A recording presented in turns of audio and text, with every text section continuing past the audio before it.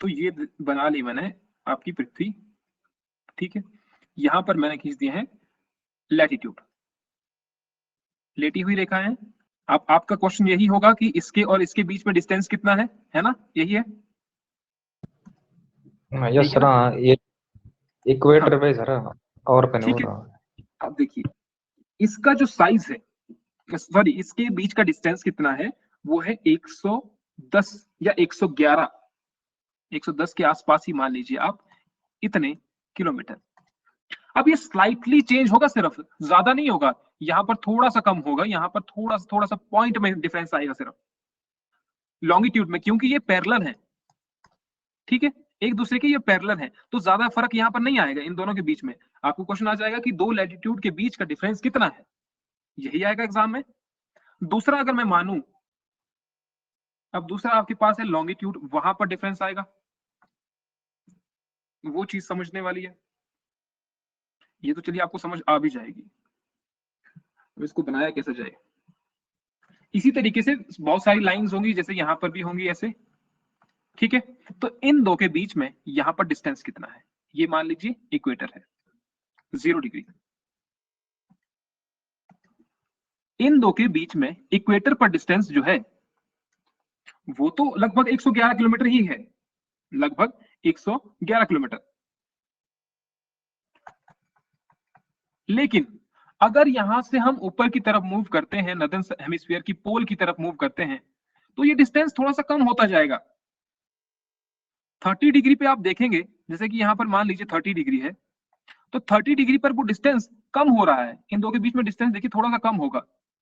यहां पर जो डिस्टेंस है वो और थोड़ा कम होगा 60 डिग्री पर, यहां पर वो थोड़ा सा डिस्टेंस और कम होगा, और पोल में जाकर के वो 0 हो जाएगा।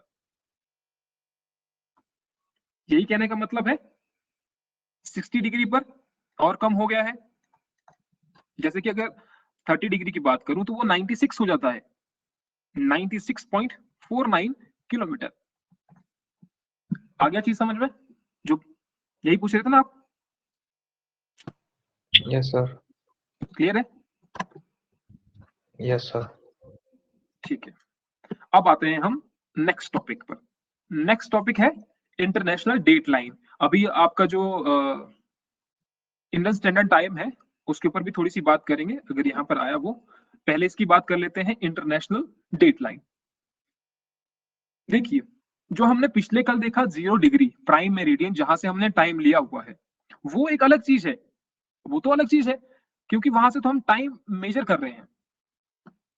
ये इसके बिल्कुल ऑपोजिट साइड में है। ये था 0 डिग्री आपका, जिसको हमने कहा prime meridian, prime meridian longitude. लेकिन ये इसके बिल्कुल ऑपोजिट साइड है, क्यों? Calculation of date. नहीं तो पता नहीं लगता ना कि आप कहां पर जा रहे हैं, डेट क्या, आज क्या डेट है, कल कितनी डेट होगी। अब इसी में आता है वो कि कहां पर प्लस एक डे हो जाएगा आपका।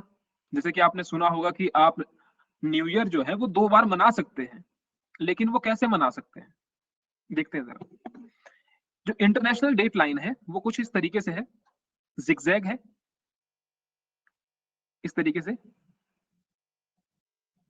अब ये जिगजैग क्यों है, बता सकता है कोई? ऐसे ही बता दो जरा, कुछ लॉजिक लगा करके, क्यों हो सकता है जिगजैग, क्यों? ऐसा ऐसा क्या हो गया कि ये जिगजैग होने की नौबत आ गई? ये आपको दिख रही है इंटरनेशनल डेट लाइन, क्यों? क्योंकि सर अगर ये किसी कंट्री से क्रॉस करेगी तो उसका टाइम 2 बार अलग अलग हो जाएगा। जी, उसकी डेट जो है एक ही दिन में, एक ही देश में 2 डेट हो जाएगी। आप मान लीजिए आप हिमाचल से चले, या मान लीजिए आप राजस्थान से चले और नागालैंड में पहुंचे, तो राजस्थान में 2 तारीख थी, नागालैंड में 3 तारीख हो गई, उसी दिन, सेम डे। तो ये गलती हो जाती, इसलिए 2 देशों को अलग किया गया है।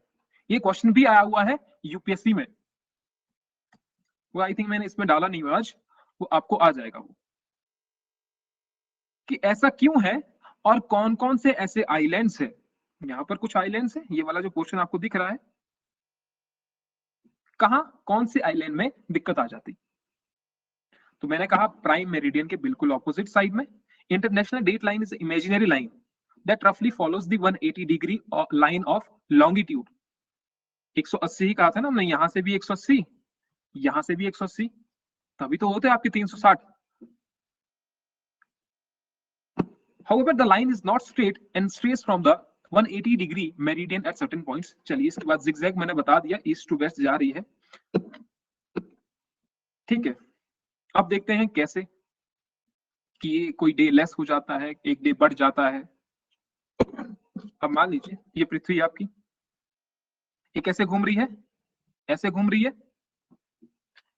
अपने हाथ में ग्लोब लीजिए, ठीक है, कैसे घूम रही है, वेस्ट से ईस्ट जा रही है. ये वेस्ट है, ये ईस्ट है, इस तरफ से जा रही है पृथ्वी, ऐसे घूम रही है. अब देखिए भारत में सूर्य उदय पहले हो जाएगा, होगा कि नहीं होगा. अगर मैं भारत की बात करूं तो, अगर मैं इसको मान लूं भारत, ठीक है, यहां भारत है, तो भारत में सूर्य उदय पहले होता है. जैसे कि आपको जापान का पता है, जापान को कहा जाता है लैंड ऑफ राइजिंग सन. क्यों कहा जाता है, क्योंकि सबसे पहले सूर्य उदय वहां पर होता है.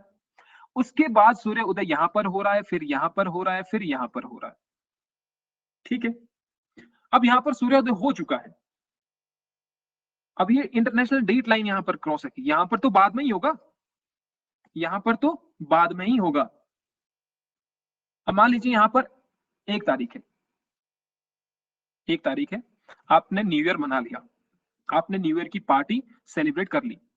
1 जनवरी जो आने वाला है अभी, आपने न्यू ईयर सेलिब्रेट कर लिया, क्योंकि यहां पर तो हो गया था 1 जनवरी. अब आप चाहते हैं कि आपको फिर से न्यू ईयर सेलिब्रेट करना है. क्या आपका अच्छे से नहीं हुआ सेलिब्रेट, वो हम फिर से करेंगे. अब पहली बार दोस्तों के साथ किया, अब गर्लफ्रेंड के साथ करेंगे. तो आप चले गए कहां पर, इस साइड. इस इंटरनेशनल डेट लाइन को आपने क्रॉस कर लिया, क्योंकि वहां पर तो अभी सूर्योदय नहीं हुआ है ना, वो तो दूसरी साइड ही है, वो तो इस साइड है.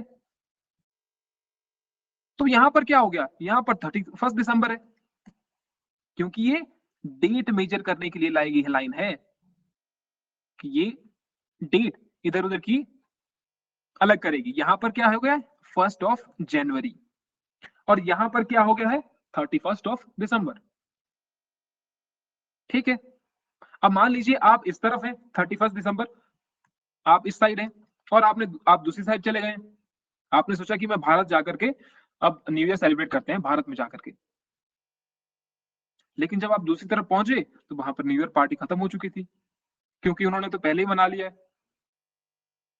तो ये वाली जो लाइन है यहां पर जैसे लिखा हुआ है लॉस ऑफ ए डे, कि लॉस हो जाएगा वो. 1 जनवरी था, 31 दिसंबर हो गया, पिछले साल में चले गए. अगर आप इस तरफ आएंगे तो आपका क्या हो जाएगा, गेन ऑफ अ डे, क्योंकि वहां पर सूर्योदय पहले ही हो चुका है. समझ आया ये, क्या कहा अभी, बताओ जरा. नहीं आया तो फिर से बोल देते हैं, दिक्कत हुई है. हाँ बताओ, जल्दी से बताना है. शांति बनाए रखें, है ना. अब ये नहीं पता लग रहा है कि समझ आया कि नहीं आया. चलो यहां पर देखते हैं जरा. जैसा कि हम जानते हैं कि सूर्य पूरब से निकलता है और पश्चिम में डूबता है. ठीक है, यह पूरब और पश्चिमी यहां पर नहीं है. उदाहरण के तौर पर यदि कोई यात्री अपनी यात्रा दिनांक 1 जनवरी से पूरब से पश्चिम की ओर करता है, कहां से करता है, ईस्ट से वेस्ट की तरफ करता है, पूरब से पश्चिम की ओर करता है, अंतरराष्ट्रीय तिथि लाइन को क्रॉस करता है, तो उसकी यात्रा में 1 दिन की बढ़ोतरी हो जाती है. परंतु तिथि में वो 1 दिन पीछे हो जाएगा, अर्थात 31 दिसंबर हो जाएगा. अगर वो दूसरी तरफ करता है, पश्चिम से पूरब करता है, अगर वो इधर से इधर जा रहा है तो 1 दिन की बढ़ोतरी हो जाएगी, 1 दिन आगे वो चला जाएगा. कहने का मतलब ये है. आया कुछ समझ में, बताओ जरा, जल्दी से बताना है, मुझे पता तो लगे कि आपको समझ आया कि नहीं आया. चलो ये तो आपने खुद से डायग्राम बनाना है, टाइम लाइन और इंटरनेशनल डेट लाइन. हाँ ना, वो कर दो, आ गया सर, ठीक है। स्टैंडर्ड टाइम, इसकी बात हमने पिछले कल भी की थी। 82.5 डिग्री ईस्ट, ईस्ट ही है ना, इस तरफ तो ईस्ट ही है, प्राइम मेरिडियन से तो ईस्ट ही है, ये आपका प्राइम मेरिडियन है 0 डिग्री, यहां से तो ईस्ट ही है, तो 82.5 डिग्री ईस्ट। हमने टाइम अभी निकाल लिया, अभी पहले जैसे हमने निकाला था 15 + 15 + 15 + 15, ठीक है, ये आपके आ गए थे 5 घंटे। फिर हमने 60 डिग्री का निकाला था, फिर हमने ½ डिग्री का निकाला था, बस आपको वही निकालना है। यहाँ पर कितनी स्टेट से पास होता है, पिछले कल मैंने बताया था इंडियन स्टैंडर्ड टाइम, ये वाली। चलो बताओ जरा कितनी स्टेट से पास होता है, कौन कौन सी स्टेट्स हैं वो बताओ। यूपी, एपी, एमपी, छत्तीसगढ़ और उड़ीसा सर। अरे वाह, पढ़ गया है। UP, MP, Chhattisgarh, Orissa and Andhra Pradesh. कितनी हो गई है? 1 2 3 4 5, 5 ही हुई है। किसी ने 7 भी कहा था जैसे। 7 सर। 7? 7 कौन सी है? यस सर, मिजोरम, त्रिपुरा, 7 पश्चिम कौन कौन बंगाल, सी? राजस्थान। मिजोरम, त्रिपुरा, पश्चिम बंगाल, हाँ, हाँ, आप राजस्थान, क्या बता गुजरात। रहे हैं मुझे? Oh sorry sir. नहीं नहीं नहीं नहीं, मेरा जो क्वेश्चन है, मेरा क्वेश्चन है जो इंडियन स्टैंडर्ड टाइम की जो लाइन है, ये वाली जो रेड लाइन है, ये जो आपको दिख रही है ना, ये 5 से सर। ये मैं ट्रॉपिक ऑफ कैंसर की मैं बात नहीं कर कर्क रहा हूँ। रेखा में चला गया, कर्क रेखा में। 5 है ना? Yes sir. हाँ, कर्क रेखा की बात नहीं कर रहा हूँ मैं। ये तो इसमें जो लाइन बताएगी वो तो ऐसी बताएगी कि यहाँ से यहाँ पर कितना एक्सटेंशन है इसका। मैं बात कर रहा हूँ इंडियन स्टैंडर्ड टाइम की जो लाइन है, स्टैंडर्ड टाइम जहां से लिया गया है, ठीक है, वो लाइन कितने स्टेट से पास होती है? 82.5 डिग्री, वो लाइन कितने स्टेट से पास होती है, इसकी बात कर रहा था मैं। सबसे पहले ये लाइन कब आई? 1 जनवरी 1906 में, 1 जनवरी 1906 में। लेकिन भारत को आजादी मिली, उसके बाद 1947 में, 1 सितंबर 1947, याद रखना है date, it was adopted officially. कब? 1 सितंबर 1947 को ये अडॉप्ट किया गया था कि भैया ये जो है ये हमारी स्टैंडर्ड लाइन होगी, यहां से हमारा जो टाइम है वो कैलकुलेट किया जाएगा। लेकिन यहां पर भी दिक्कत आ रही है। अब वो दिक्कत कैसी आ रही है उसकी बात हम करते हैं। अब ये याद रखिएगा, मिर्जापुर टाउन से पास होती है, एग्जाम में क्वेश्चन आया था। अब हर देश के ऐसे ही टाइम जोन है, अलग अलग देश के अलग अलग टाइम जोन है। अब सबसे ज्यादा किसके हैं, कम किसके हैं, वो आपको याद रखने पड़ेंगे। कनाडा, यूएसए, चाइना, जो इस तरफ ज्यादा फैली होंगी ना, तो वहां पर तो टाइम जोन भी ज्यादा चाहिए। अब क्यों चाहिए वो आपको भारत में समझ आएगा, भारत में समझ आएगा। जैसे कि आपको कनाडा एंड यूएसए, उनके 5 टाइम जोन है, वहां से वो कैलकुलेट टाइम करते हैं 5 जगह से, जो बड़ी बड़ी कंट्रीज होगी। रशिया में तो 9 है, रशिया आपको पता है कितना बड़ा एरिया है। अब देखिए वो दिक्कत कहां पर आती है, दिक्कत यहां पर आती है। भारत का वेस्ट टू ईस्ट एक्सटेंशन इतना है, 68 डिग्री ईस्ट से लेकर के, अब अगर हम रफली माने तो इसके आगे भी आपको मिल जाएगा 97 डिग्री ईस्ट, फिर आपको मिनट मिलेगा, फिर आपको सेकंड मिलेगा, तो उसकी हम बात नहीं कर रहे हैं, हम रफली अभी बात कर रहे हैं। तो 68 डिग्री ईस्ट से लेकर के 97 डिग्री ईस्ट, अगर हम यहाँ का टाइम कैलकुलेट करें, ठीक है, तो 68 डिग्री का कितना आया? 15 15 + 15 + 15, ये कितना हो गया? 60 हो गया। हमारे पास कितना बचा? 8 बच गए, ठीक है। तो 8 के लिए क्या होता है? 1 डिग्री कितना हुआ? ये 60 डिग्री हुआ, 1 डिग्री बच गया है, 1 डिग्री होता है 4 मिनट, तो 8 डिग्री कितना हुआ? कितना हुआ? 32 मिनट, ठीक है। तो यानी कि यहां लिखा आपने 4, 1 2 3 4 घंटे हो गए, 4 घंटे 32 मिनट। अगर हम कोई भी मान लीजिए AM हुआ है, तो अभी यहां पर इस वाले रीजन में, राजस्थान वाले रीजन में, गुजरात वाले रीजन में मान लीजिए आप 4:32 हुए हैं। उसी वक्त इस वाले पोर्शन में कितना टाइम हुआ होगा? कैलकुलेट करके बताओ जरा मुझे कितना टाइम हुआ है। 97 डिग्री ईस्ट में कितना टाइम हुआ है? जल्दी से, 1 मिनट है आपके पास। 7:40 में आपने बताना है मुझे। सर 6:28। गुड, 6:28। यहां पर कितना हुआ है? 6:28।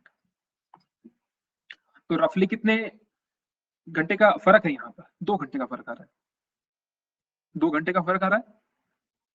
4:32 हुए, 6:28 हुए।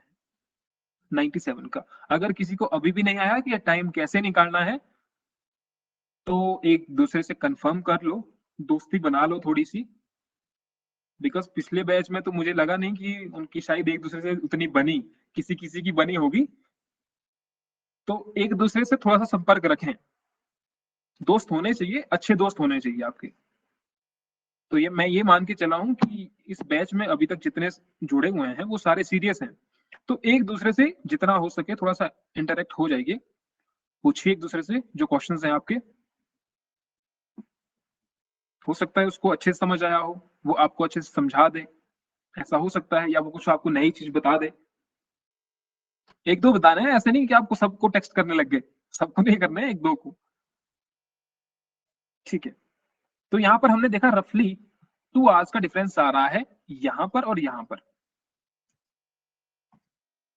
अब दिक्कत ये है कि मान लो यहां पर जो ऑफिस की टाइमिंग है, या यहां पर मैं कह लूं यहां 10 बजे हुए हैं, यहां 10 बजे हैं और यहां पर 8 बजे हैं। तो इतना ही है रफली, 2 घंटे का फर्क है। एक जगह 8 बजे हैं, एक जगह 10 बजे हुए हैं। लेकिन जो धूप है वो तो एक बराबर ही लग रही है ना, वो तो टाइम नहीं देख रही है। धूप लग रही है, रात हो रही है, तो यहां पर वो जल्दी हो जाएगी रात, क्योंकि धूप जल्दी लग गई है ना। यहां पर इस वाले पोर्शन में, ईस्ट वाले पोर्शन में धूप जल्दी लग गई है। धूप तो इस तरह से जाएगी, क्योंकि पृथ्वी कैसे घूम रही है?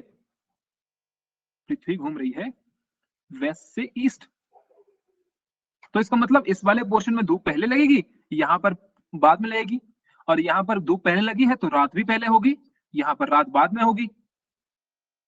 तो हो सकता है कहीं कि 5 बजे उनकी वहां पर रात हो जाए, जबकि यहां पर रात हुई नहीं है। इतना डिफरेंस आएगा। तो इसलिए नॉर्थ ईस्ट वाले रीजन में जितने लोग हैं, नॉर्थ ईस्ट वाले इस वाले पोर्शन में जो लोग हैं, इनकी ये मांग रहती है कि हमें एक अलग टाइम जोन चाहिए, उसके हिसाब से हम अपना टाइम एडजस्ट कर लेंगे। क्योंकि मान लीजिए वहां पर धूप जल्दी आ रही है, 7 बजे धूप लग रही है सब जगह, या 6 बजे लग रही है, जितने भी है धूप लग रही है, जल्दी लग रही है। तो उन्होंने कहा कि हम अपनी ऑफिस टाइमिंग जो है वो 8 बजे रख देते हैं, और शाम को जल्दी हो जाती है रात, तो हम 4 बजे तक काम करेंगे या 3 बजे तक काम करेंगे। तो ऐसा हो सकता है, इसलिए वो मांग कर रहे हैं। लेकिन अभी तक उनकी जो मांग है वो नहीं मानी गई है। और इस चाय बागान का टाइम ये है कि जब अंग्रेजों का टाइम था, तो वहां पर जो टाइम काम करने की जो टाइमिंग है वो हो जाती थी 8 बजे शुरू, धूप जल्दी लग जाती है। कितने बजे से? 8 बजे से। इसको कहते हैं चाय बागान time. After independence, Assam, along with the rest of India, has been following Indus Standard Time for the past 66 years. Follow तो कर रहा है, लेकिन वो अपने हिसाब से वहां पर काम कर लेते हैं। उन्होंने मांग की कि हमें एक अलग टाइम जोन दिया जाए, लेकिन अभी तक वो एक्सेप्ट नहीं किया गया है वो प्रपोजल। समझ आया क्या है ये, क्यों दिक्कत आ रही है यहां वहां? अब यहां पर जो मेंस के लिए आपको क्वेश्चन बन सकते हैं कि चाय बागान टाइम क्या है, या नॉर्थ ईस्ट में जो टाइम की ये प्रॉब्लम आ रही है, या आपको इंटरव्यू में पूछा जा सकता है ये। तो उसके लिए आपके पास सोल्यूशन क्या है? तो ये हो सकता है कि भारत के लिए जो टाइम जोन है वो 2 हो जाए टाइम जोन, तो अपने हिसाब से वो टाइम करते रहे, फिर ऑफिस जाने की टाइमिंग या शाम को जाने की टाइमिंग वो अपने हिसाब से वो कैलकुलेट कर ले। और दूसरा है अप्रैल से सितंबर तक डे लाइट सेविंग टाइम। अब ये डे लाइट सेविंग टाइम क्या है, अब इसके बारे में हम अभी आते हैं जरा। डे लाइट सेविंग टाइम क्या है? भारतीय मानक समय को आधे घंटे के लिए आगे कर देना है, यानी कि ये कह रहे हैं कि जो 4.5 घंटे 5.5 घंटे उसको 6 घंटे कर दिया जाए, तो भी थोड़ा सा डिफरेंस आ सकता है, लेकिन ज्यादा नहीं आएगा उससे। ठीक है, ये हिंदी वाले हैं, हिंदी वाले आप पढ़ लें। इसमें एक चीज बताई गई थी कि अगर हम इसमें आधे घंटे का इजाफा किया जाए तो पूरे देश में कितना 2.7 अरब यूनिट बिजली की बचत होगी। क्यों होगी, बता सकता है मुझे कोई रीजन? कि अगर हम देश का जो समय है उसको आधा घंटे आगे ही कर लें तो इसी से ही 2.7 अरब यूनिट बिजली की बचत हो सकती है। कैसे हो सकती है? Day light saving. जो है वो दिन की रोशनी को ज्यादा यूज करेंगे और मतलब अपनी आर्टिफिशियल जो रोशनी होगी उसको कम यूज करेंगे, बस अगर उस हिसाब से चलेंगे। यही चीज है डे लाइट सेविंग। यानी कि क्या हो रहा है, लोग तो लंबे पड़े हुए हैं, उनका धूप बेशक वहां पर ज्यादा आ रही हो लेकिन उसका यूज नहीं हो रहा है धूप का, क्योंकि टाइमिंग तो 10 बजे ही है, ये तो 10 बजे ही है, कोई किसी को कोई फर्क नहीं पड़ रहा है।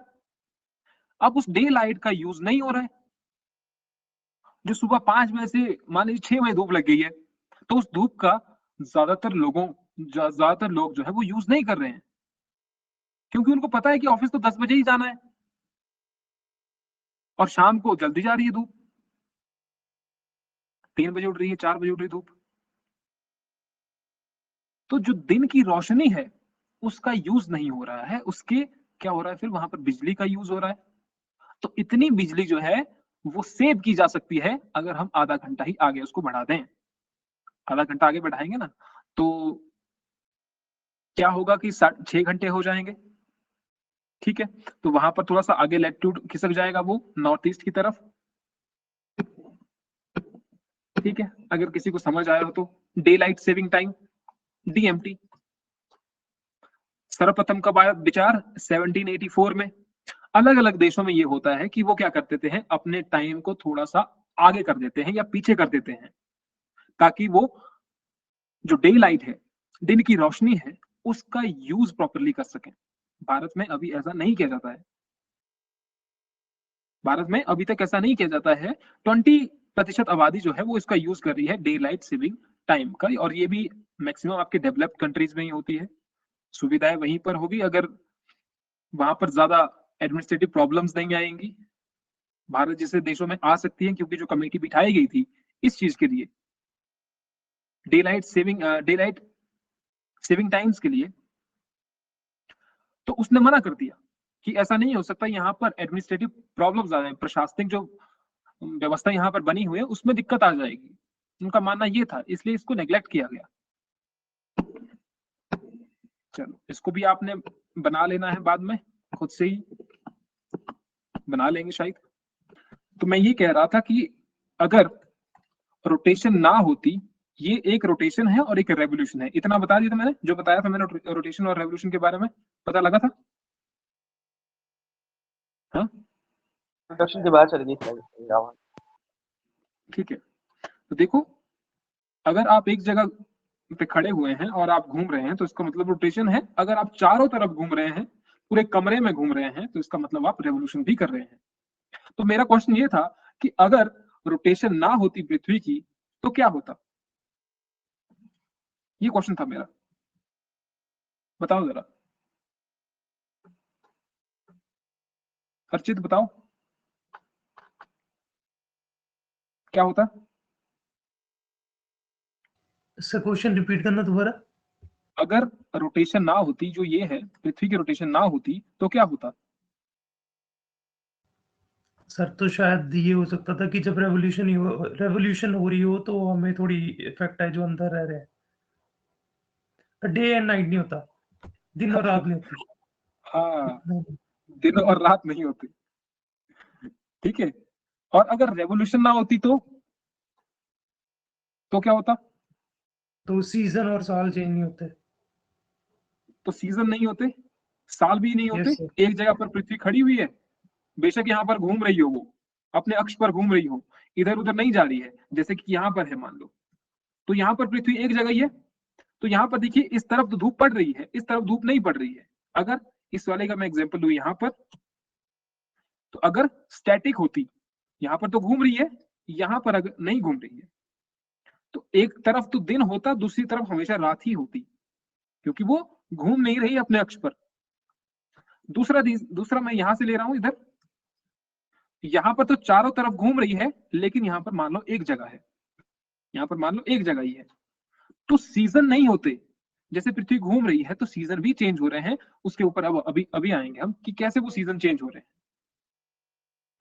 एक जगह स्थिर है, अब यहां पर तो 365 दिन लगते हैं, पूरे 365 दिन पूरा चक्कर लगाने के लिए। अब यहां पर आपको जरूरत ही नहीं पड़ रही है, क्योंकि पृथ्वी एक जगह है, तो हमेशा एक साल ही रहता, आप हमेशा एक साल के ही रहते, है ना।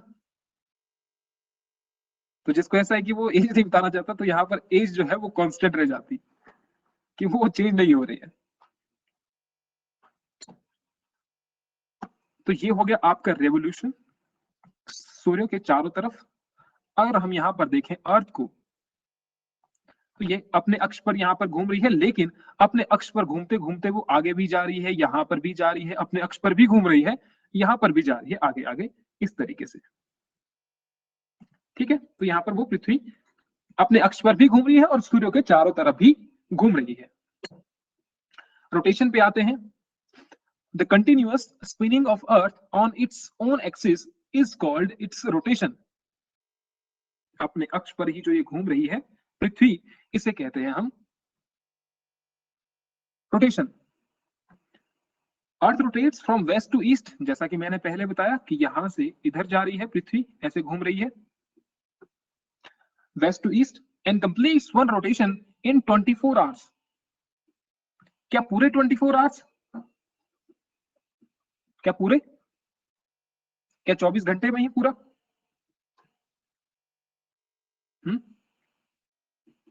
बताओ जरा, अभी तो आ रही होगी आवाज, अभी तो आ रही होगी आवाज, बताओ तो। अभी माइक ऑन तो किया था किसी ने? 23 आवर्स एंड 56 मिनट और कुछ सेकंड, और कुछ सेकंड। यहां से कितने बच रहे हैं? 4 minute. 23 hours and 56 minute around इतना लगता है। और पृथ्वी जो है अपने अक्ष पर झुकी हुई भी है, झुकी हुई है ना, ये देखो अपने अक्ष पर अर्थ एक्सिस जो आपको दिख रहा है वो ऐसे झुकी हुई है पृथ्वी,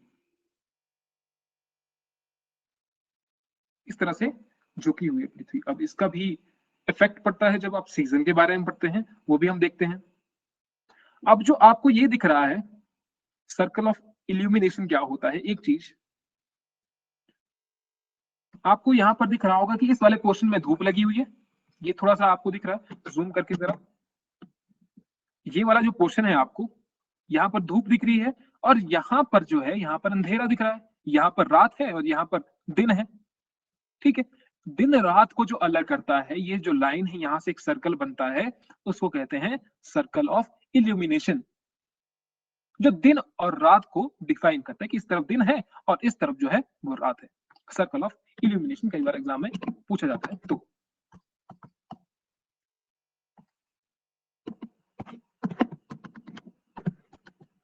ठीक है, अब जरा इस वीडियो को थोड़ा सा ध्यान से देखो कि इसमें क्या बताया गया है।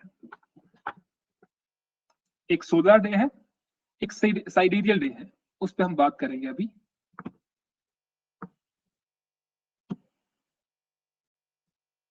ठीक है, अब ये चंद्रमा के बारे में बताया गया है कि ये चंद्रमा पृथ्वी के चारों ओर घूम रही है और कितना टाइम लगता है। उसी प्रकार आपने देखना है कि सूर्य जो है, सूर्य के चारों ओर पृथ्वी घूम रही है। ये किसका है? ये है चंद्रमा का, ये इसमें चंद्रमा है,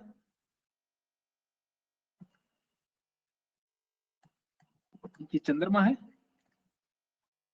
और ये बीच में आपने गलत लिख दिया।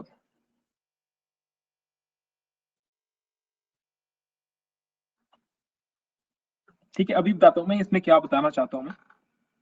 पहले इस वीडियो को ध्यान से देखो, और एक और वीडियो भी है वो भी आप ध्यान से देखना।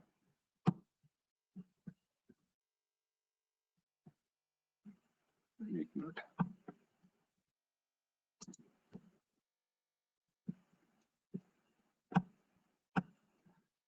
फिर से देखो।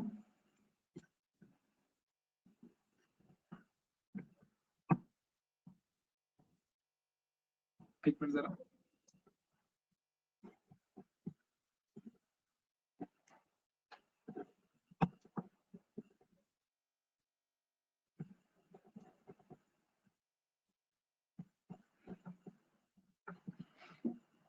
पृथ्वी बीच में है, ये चंद्रमा है, चंद्रमा इसके चारों ओर घूम रहा है। ठीक है, ध्यान से देखिए पूरे एंगल को। अब कितना टाइम लग रहा है इसको, यहाँ पर डे लिखे हुए हैं, कितने दिन लग रहे हैं। उसी प्रकार पृथ्वी को कितने लगते हैं, 24 घंटे। यहाँ पर 27.322 इतना टाइम लगता है, 27 डेज 7 आवर्स। अब ये है सिर्फ दो को हमने रेफरेंस किया है, लेकिन अगर हम देखते हैं इसको भी, सूर्य को, सूर्य का रेफरेंस भी लें तो अब देखिए यहाँ पर थोड़ा सा स्लाइटली डिफरेंस आ जाता है। वो 1 डिग्री का डिफरेंस आता है, और वो 1 डिग्री का डिफरेंस पृथ्वी में भी आता है। वो नेक्स्ट वीडियो में आपको पता लगेगा। अब जैसे अब फिर से करते हैं, क्योंकि ये साथ साथ में अपने अक्ष पर भी घूम रही है चंद्रमा। अब देखते हैं जरा, चलिए घूमिए, थोड़ा सा नीचे आया। अब देखो ये पॉइंट था यहाँ पर, ये पॉइंट जो था वो नीचे आया थोड़ा सा, ये देखो इतने का डिफरेंस आया, आया ना। अब यही डिफरेंस इसको कुछ और कहते हैं, और जब ये रोटेशन इतने में ही कंप्लीट हुआ, यहीं पर कंप्लीट हुआ, उसको कुछ और कहते हैं। इसमें देखो ध्यान से, एक सोलार डे है, एक साइडेरियल डे है।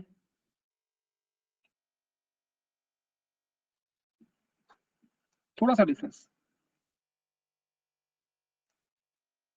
ठीक है।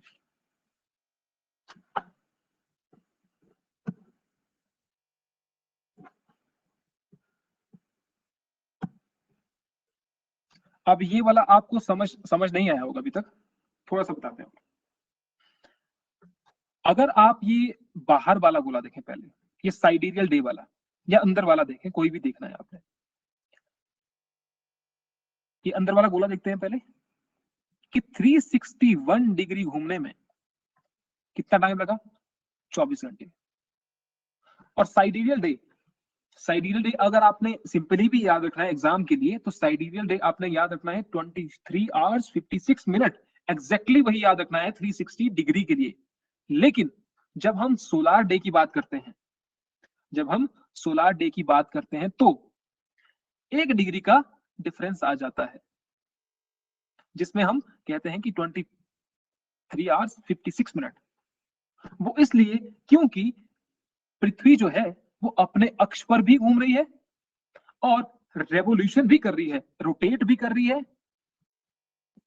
और उसका रेवोल्यूशन भी हो रहा है। उस रेवोल्यूशन के बाद रोटेशन और रेवोल्यूशन से 1 डिग्री का डिफरेंस आ जाता है, उस 1 डिग्री का डिफरेंस आ जाता है।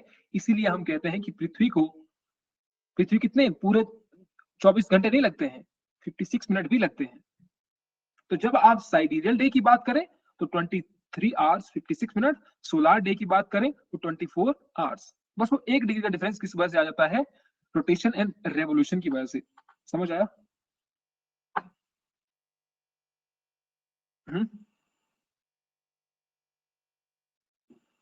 बल्लभ उड़ तो नहीं गया दिमाग का कि भाई ये क्या हो गया?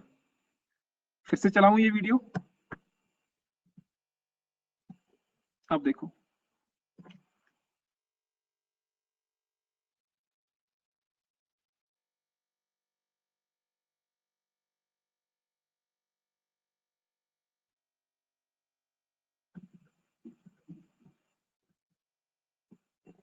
वो 1 डिग्री का डिफरेंस अर्थ से रेवोल्यूशन और रोटेशन की वजह से।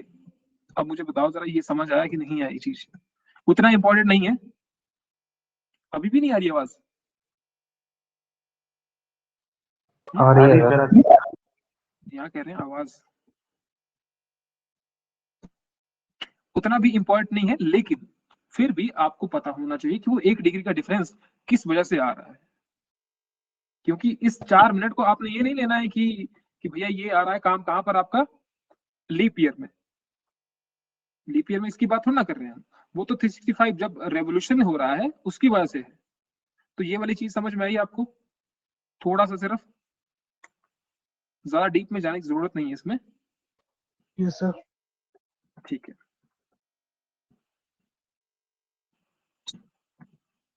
इफेक्ट्स ऑफ अर्थ रोटेशन, यहाँ पर हिंदी में नहीं लिखा शायद, पर आपको समझ आ जाएगा, ज्यादा समझने की जरूरत नहीं है क्योंकि ये कंसेप्ट हमारे बाद में आएंगे। जैसे हम टाइड्स के बारे में पढ़ेंगे तो वो तो बाद में आएगा, अभी साइक्लोन्स के बारे में पढ़ेंगे, एंटी साइक्लोन्स के बारे में पढ़ेंगे, हीट डिस्ट्रीब्यूशन के बारे में पढ़ेंगे, कोरलिस फोर्स के बारे में पढ़ेंगे, तो वो बाद में पढ़ेंगे। अभी सिर्फ आपको याद रखना है, बाद में डिटेल में इन सब चीजों के बारे में पढ़ेंगे। जैसे इसमें पहले कहा है occurrence of day and night, इससे अभी पहले कहा इन्होंने रोटेशन हो रही है, वेस्ट से ईस्ट हो रही है, तो दिन और रात तभी हो रहे हैं, एक जगह दिन हो रही है दूसरी जगह रात हो रही है। दूसरा कह रहा है cyclone and anti cyclones are also deflected in both hemisphere and causes atmospheric changes due to the rotation of earth. अब ये उसमें आएगा जब हम साइक्लोन और एंटी साइक्लोन में पढ़ेंगे, यहां पर नहीं आएगा आपको। फिर रोटेशन की वजह से ही हो रहा है, कोरलिस फोर्स की वजह से हो रहा है। कोरलिस फोर्स में क्या होता है कि नॉर्दर्न हेमिस्फीयर में जो भी बॉडीज होती हैं वो डिफ्लेक्ट कर दी toward right, and southern hemisphere में क्या होता है टुवर्ड लेफ्ट। अभी किसी को पता ही नहीं लगा कि क्या बोला, रहने दो, कोई दिक्कत नहीं है, अभी समझने वाली बात चीज नहीं है ये, अभी तो बेसिक पढ़ रहे हैं। Rotation affects pressure belts and movement of air on the earth surface। अभी भी नहीं आएगा क्योंकि प्रेशर बेल्ट्स के बारे में हमने पढ़ा ही नहीं है, तो समझ कहां से आएगा। The variation of temperature, centrifugal and centrifugal force, इसको रहने देते हैं अभी। फिर कह रहा है ये टाइड्स, ये भी नहीं आएगा, कोई दिक्कत नहीं है, जब टाइड्स के बारे में पढ़ेंगे उस वक्त पता लग जाएगा आपको सिंपली। अब यहां पर देखते हैं जरा, जब घूम रही है पृथ्वी, ठीक है, रोटेट कर रही है, रोटेशन के बारे में पढ़ रहे हैं अभी, रेवोल्यूशन के बारे में नहीं पढ़ रहे हैं। जब रोटेट कर रही है पृथ्वी तो इसकी लीनियर स्पीड ही मान लो आप, क्योंकि जब आप कोई चीज घूम रही होती है तो फिर हम उसको कहते हैं कि लीनियर स्पीड है इसकी। तो इक्वेटर पर वो सबसे ज्यादा होगी, पोल में वो सबसे कम होगी। ऐसा क्यों?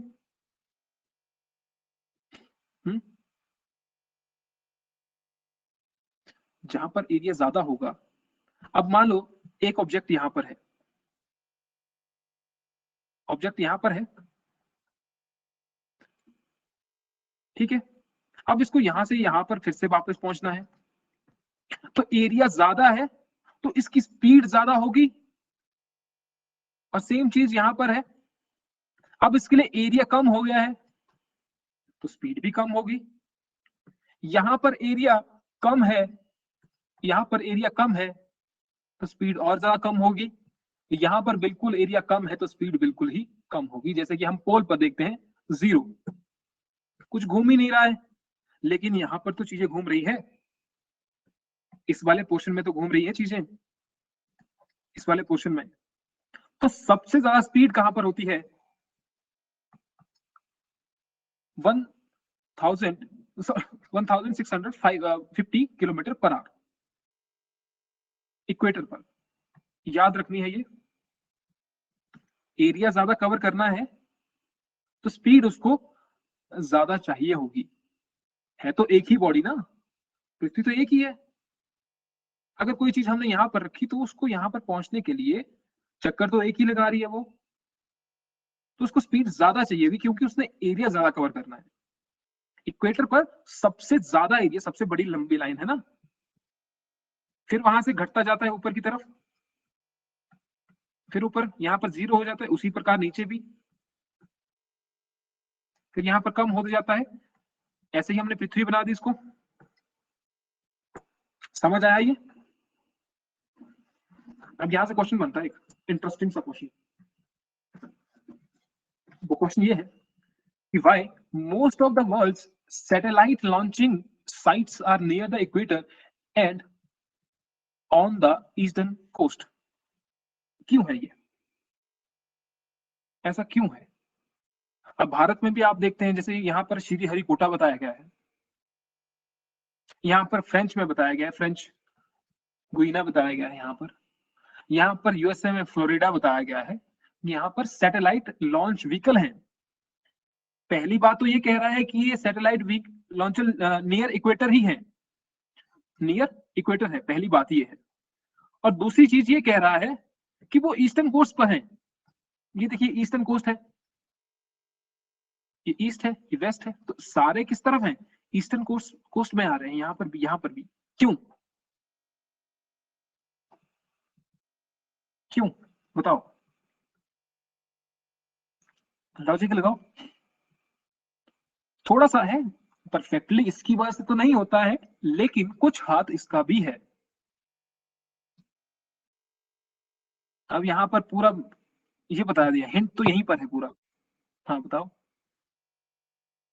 सर स्पीड का कुछ इफेक्ट हो सकता है सर?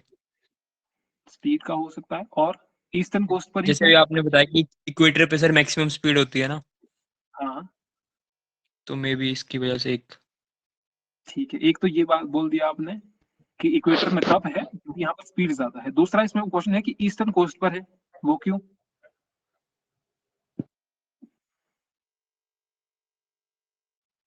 वो क्यों?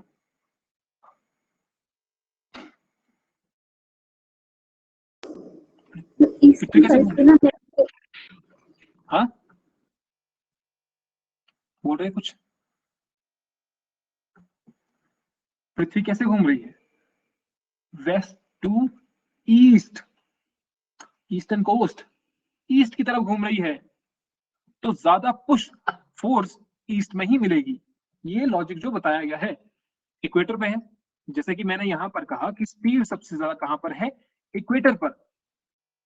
तो जो चीज इक्वेटर से जाएगी या इक्वेटर से ऊपर की ओर जाएगी, जैसे रॉकेट है, आप तो कहेंगे कि रॉकेट जो जाता है, सैटेलाइट जो लॉन्च व्हीकल होते हैं, वो तो फ्यूल से चलते हैं, जाते हैं, लेकिन उसको कुछ स्पीड चाहिए, वो थर्स्ट चाहिए नीचे से जाने के लिए, वो पुश ज्यादा ये नहीं देता है, लेकिन इसका भी हाथ होता है, इसका भी हाथ होता है, पूरा इसकी वजह से नहीं होता है। वेस्टर्न कोस्ट पर तो क्योंकि इस वेस्ट टू ईस्ट मूव कर रही है अर्थ, इक्वेटर पर सबसे ज्यादा स्पीड है, तो इसको भी, सैटेलाइट को जो यहां से पुश मिलता है, यहां से तो नहीं मिल रहा है, यहां पर तो आपको सिंपली लग रहा होगा कि ये तो भैया पूरा के पूरा न्यूटन का थर्ड लॉ लगाया गया है, जितना नीचे की तरफ उतना ही पुश ऊपर की तरफ मिल रहा है। हाँ, लेकिन इसको अर्थ के ग्रेविटेशन को पार करने के लिए कुछ स्पीड चाहिए, और कितनी स्पीड चाहिए बताएगा मुझे कोई? कितनी चाहिए? पहले बताया मैंने, कई बार बताया हुआ है। 11 किलोमीटर पर सेकंड। 11 किलोमीटर पर सेकंड, उतनी स्पीड इसको चाहिए अर्थ से बाहर जाने के लिए, और उसमें कुछ हाथ होता है अर्थ की स्पीड का भी, रोटेशन का भी, अर्थ रोटेशन का, इसका भी हाथ होता है। ठीक है, अब नेक्स्ट पे आते हैं जरा। रोटेशन तो हो गया, रोटेशन से जो टॉपिक बन रहा था वो मैंने करवा दिया। Next is revolution. हिंदी में क्या कहते हैं इसको? लिखा है कहीं पर हिंदी में? क्योंकि रोटेशन को तो घूर्णन कहते हैं, रेवोल्यूशन को क्या कहते हैं? यहाँ पे लिखा है कहीं? परिक्रमण। परिक्रमा। अच्छा, सूर्य की परिक्रमा हिंदी में कहते हैं परिक्रमा। अब परिक्रमा से समझ ही आ रहा है कि वो सूर्य के चारों तरफ घूम रही है। Earth revolves around the sun in an elliptical orbit, ऐसे घूम रही है बिल्कुल। अभी ऐसे भी ये चेंज होता रहता है, ऐसे ऐसे। Time taken is about 365 days and 6 hours to complete one revolution। एक परिक्रमा पूरी। हाँ बताओ सर, वो सैटेलाइट वाला जो बताया ना, वो एक बार सर रिपीट कर दो सर, वो सैटेलाइट वाला जो बताया अभी, इक्वेटर और उस पे मेरी साउंड चली गई थी ना कुछ। हाँ ठीक है, देखो मैंने पहले कहा कि इक्वेटर पे सबसे ज्यादा स्पीड होगी, जो पृथ्वी घूम रही है ना, मान लीजिए कोई ऑब्जेक्ट यहाँ पर है, तो उसकी ज्यादा स्पीड होगी, इसकी कम होगी, इसकी कम होगी, यहाँ पर तो जीरो हो जाएगी, क्योंकि यहाँ पर तो कोई कुछ हो ही नहीं रहा है, पोल पे एक ही जगह है, एरिया कुछ नहीं है, तो स्पीड भी कुछ नहीं होगी। यहाँ पर एरिया ज्यादा है तो स्पीड ज्यादा होगी, एरिया कम हो रहा है, स्पीड कम हो रही है, स्पीड कम होगी। तो इसका मतलब सबसे ज्यादा जो स्पीड है वो आपके इक्वेटर पर है। तो कोई चीज को अगर आप इक्वेटर से फेंकेंगे, जैसे कि रॉकेट है, रॉकेट की बात कर रहा हूं मैं, तो उसमें कुछ हाथ इस स्पीड का भी होगा। जैसे कि यहाँ पर तो ग्लोब को घुमाया जा रहा है ऐसे, तो यहां से आपको कोई चीज फेंकी, तो इस अर्थ की रोटेशन का भी कुछ ना कुछ हाथ होगा, इसको भी पुश करेगी ऊपर की तरफ, पुश करेगी, क्योंकि सर मतलब कि जो सर जो जुपिटर प्लेनेट है, तो जुपिटर जो प्लेनेट है उसकी भी स्पीड ऑफ रोटेशन ज्यादा होगी। उसकी तो बहुत ज्यादा है, उसकी तो बहुत ज्यादा है। कितने टाइम लेता है जुपिटर घूमने में, एक चक्कर पूरा करने में? बिल्कुल उसकी ज्यादा होगी, पर आपने वो चेक कर लेना कि कितनी है। ठीक है, 10 उसके साल बाद है। बता दीजिए। हाँ, 10 साल है शायद। ज्यादा है कि कम है? 13 किलोमीटर पर आवर, जो आर आए है ना, लगभग इतना, और पीरियड ऑफ अबाउट। तो ये समझ लीजिए जितना कि एरिया ज्यादा होगा ना यहाँ पर, एक चक्कर घूमने में उतना उसको टाइम ज्यादा लग जाएगा। ठीक है, यही बात मैं कह रहा हूँ। तो जैसे यहाँ से कोई लॉन्च हो रहा है व्हीकल, उसमें बहुत सारे फैक्टर हैं, इसका फ्यूल है या कुछ है, वो चीजें तो है ही है। एक चीज और भी है, वो है अर्थ रोटेशन। कहीं पर अगर एग्जाम में ऐसा आ गया कि ये फैक्टर भी क्या इन्फ्लुएंस करता है, तो हाँ ये करता है, प्रीलिम पॉइंट ऑफ व्यू से। ठीक है, ये कह रहा हूं मैं। आ गया?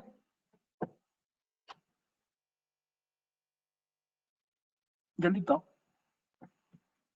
Yes sir.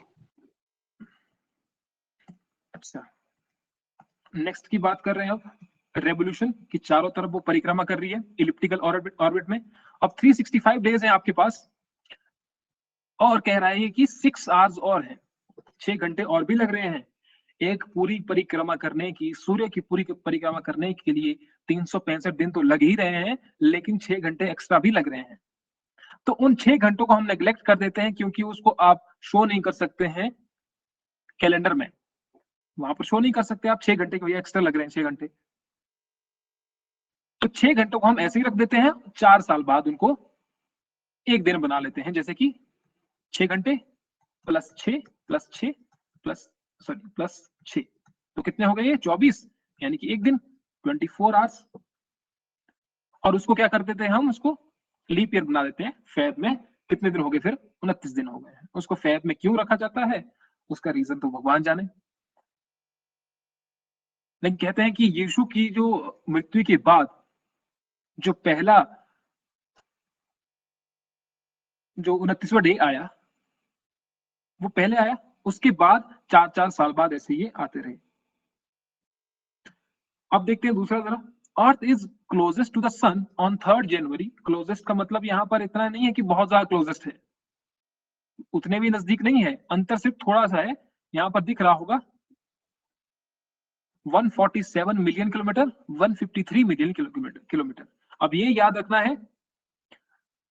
अब यहाँ पर लॉजिक देखिए,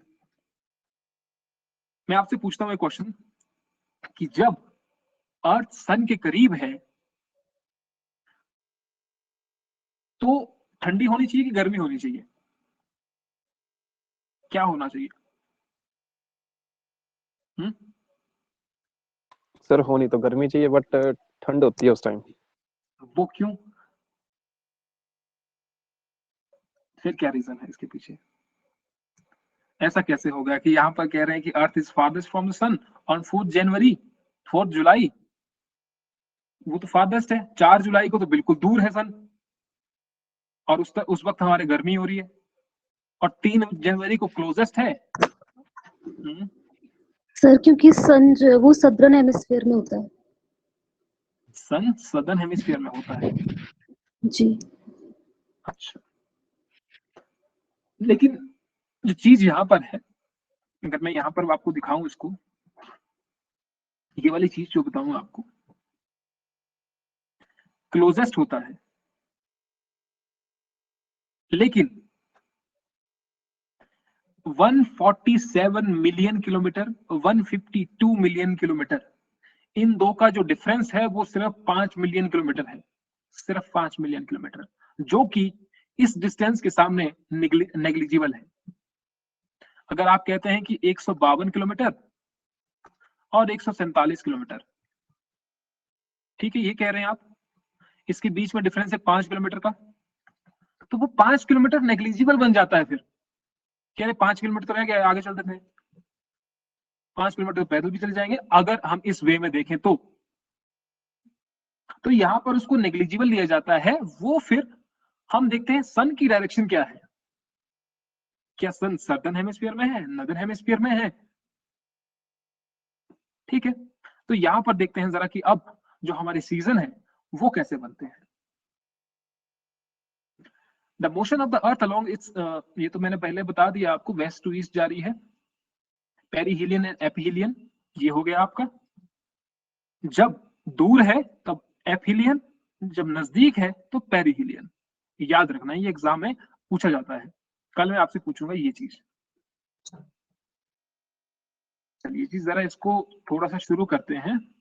पहले इस वीडियो को ध्यान से देखो, एक बार नहीं चाहे 2 बार देखो, लेकिन इसको ध्यान से देखो पहले, ठीक है, कि इसमें कर क्या रहे हैं। ये पृथ्वी है, सन दिख रहा है आपको। अब इसको थोड़ा सा घुमाते हैं जरा। अब एक डायरेक्शन में आपको अंधेरा दिख रहा है, एक डायरेक्शन में आपको लाइट दिख रही है। अब 365 दिन में, 365 दिन मतलब 1 साल, एक रेवोल्यूशन तो पूरा हो रहा है। लेकिन कहीं पर देखिए नदर्न हेमिस्फीयर दिख रहा है, सदर्न हेमिस्फीयर, क्योंकि टिल्टेड भी है, ये पृथ्वी टिल्टेड भी है। अब ये मैंने आपको पहले बता दिया, एपीहिलियन, पेरीहिलियन। एपीहिलियन में दूर है और पेरीहिलियन में नजदीक है अर्थ।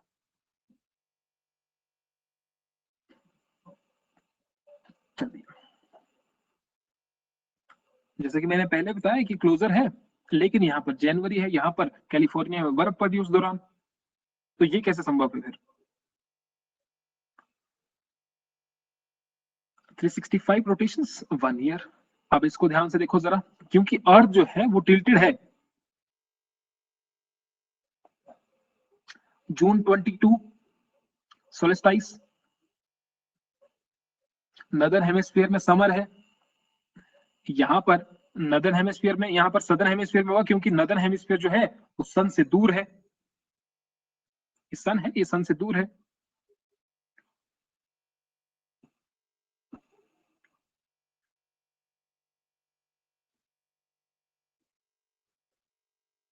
और ये जो सामने आमने सामने आपको दिख रहे हैं, आमने सामने, सन के आमने सामने, ये वाला जो पोर्शन है, ये वाला, इनको इक्विनॉक्स कहा जाता है।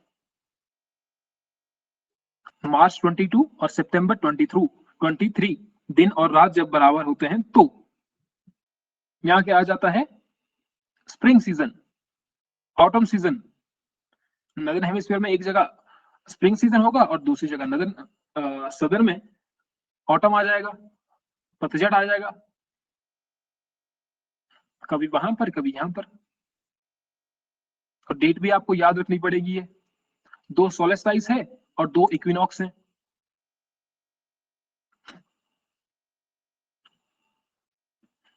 देखो जरा ध्यान से देखो, इसको घूमते हुए पृथ्वी को ध्यान से देखो।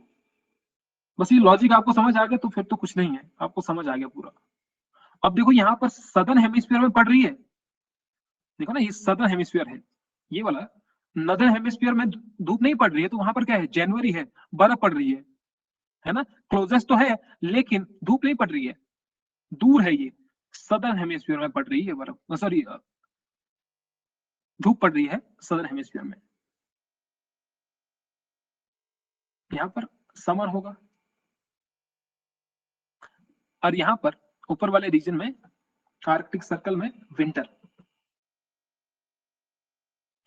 आगे घूमे जरा, आगे देखिए, मार्च 22 इक्विनॉक्स, जहां पर आपके दिन और रात बराबर हैं, वहां पर धूप बराबर पड़ रही है, ठीक है।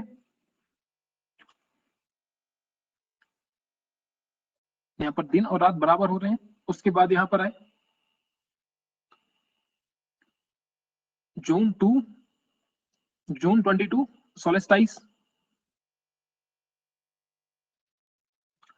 नदर हेमिस्फीयर में समर है, जो हमारी बात है। अब देखिए समर आएगा जब दिसंबर 22 आएगा भी, उसके बाद मार्च आएगा, फिर जून आएगा। ऐसे देखते रहिए, इसको एज्यूम करते रहिए कि अभी दिसंबर लगा हुआ है, फिर मार्च आएगा, फिर जून आएगा।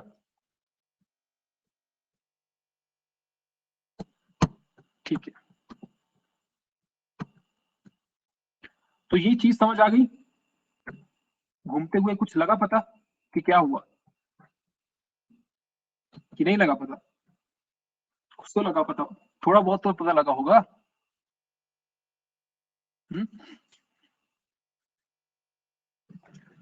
Yes sir. लगा पता, ठीक है। इस वीडियो को आपने बाद में भी देखना है, फिर से देखना है इसको, तब आपको ज्यादा समझ आएगा। इसमें देखते हैं अकरेंस ऑफ सीजन्स। वैसे तो आपको समझ आ गया होगा जहां तक मैं समझ पा रहा हूं। अब देखो यहां पर, जैसे यहां से बात की थी हमने 22 दिसंबर से, नदर हेमिस्फीयर में, नदर हेमिस्फीयर जो दिख रहा है आपको, वहां पर धूप नहीं पड़ रही है, तो इसका मतलब वहां पर क्या होगा? विंटर होगा। सदर हेमिस्फीयर में बर्फ, ये धूप पड़ रही है, ये धूप पड़ रही है यहाँ पर, तो इसका मतलब यहाँ पर क्या होगा? कुछ ऐसे में अगर यहाँ पर बनाऊं और पृथ्वी जो है वो टिल्टेड है कुछ ऐसे, और धूप कहां पर पड़ रही है? सनरेज पड़ रही है यहाँ पर, इस वाले पोर्शन में। तो अगर इस वाले पोर्शन में पड़ रही है, जहां पर धूप होगी वहां पर समर होगी, और जहां पर धूप नहीं पड़ रही है वहां पर क्या होगी? विंटर होगी। नदर हेमिस्फीयर की बात करूं मैं तो सदर्न हेमिस्फीयर में उस वक्त समर है। तो घूमेगी ना ये पृथ्वी, तो घूमेगी। दूसरी तरफ जो ये वाला पोर्शन है, यहाँ पर भी तो समर ही होगा, इस ऊपर वाले पोर्शन में विंटर होगा। वैसे ही हम अगर आगे जाएं, ठीक है, अब देखिए नदर हेमिस्फीयर वाला जो पोर्शन है वो थोड़ा सा उस तरफ टिल्टेड होगा, लेकिन धूप बराबर पड़ रही है, तो यहाँ पर दिन और रात जो होंगे वो बराबर होंगे। नदर हेमिस्फीयर में स्प्रिंग सीजन है और सदर हेमिस्फीयर में ऑटम सीजन है। इसका उल्टा हो जाएगा इस तरफ, इसका उल्टा, और ये इसका उल्टा। ये एक दूसरे के ऑपोजिट और ये एक दूसरे के ऑपोजिट। अब आपको डेट याद रखनी है सिर्फ, यहां पर 22 है, यहां पर 21 है, यहां पर 21 है, और यहां पर 23 है। लिखना क्या है आपको? यहां पर विंटर, देखो यहां पर आपने विंटर लिख दिया, यहां पर समर लिख दिया, और दूसरी तरफ इसका उल्टा कर देना है, समर विंटर।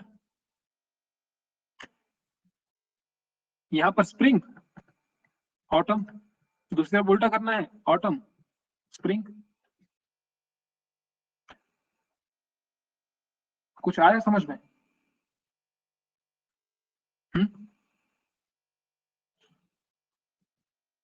Yes sir. ये हाँ, ठीक है, थोड़ा बहुत तो आ ही गया होगा, थोड़ा बहुत आपको रिवीजन से आ जाएगा शायद।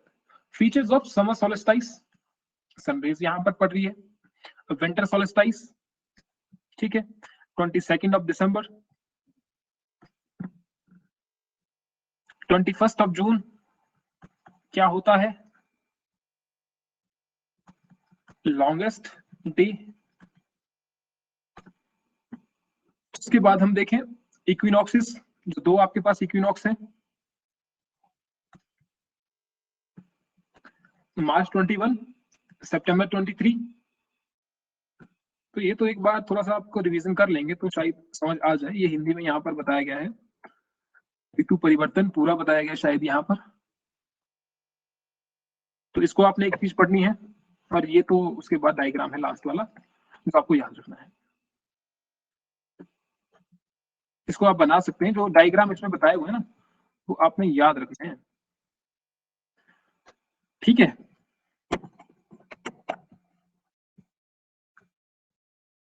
आवाज कट रही है, आवाज कट रही थी पहले।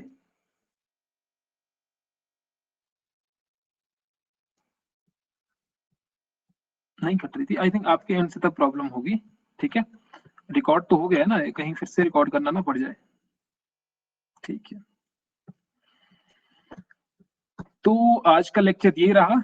हमने अभी तक लैटिट्यूड लॉन्गिट्यूड वो कवर कर लिया, अर्थ के बारे में हमने पढ़ लिया है, सीजन्स के बारे में हमने पढ़ लिया है।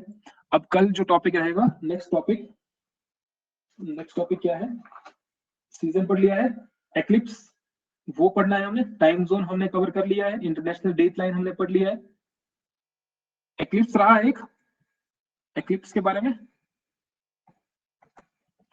फिर यूनिवर्स के ओरिजिन के बारे में, लाइफ साइकिल ऑफ स्टार्स, यहाँ पर भी एक दो लेक्चर रह जाएंगे लास्ट वाले टॉपिक पर।